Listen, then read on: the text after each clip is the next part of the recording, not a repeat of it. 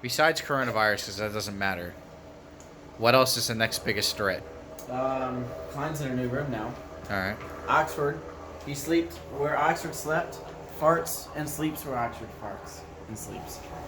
Our biggest threat now is just more retarded mass punishment from the company and the battalion. Mm-hmm. Oxford is on the rise. Heard it here first. All right. Well, besides coronavirus. Look at this shit! Peanut butter in the goddamn fridge. What's wrong with that? Speak for yourself, son.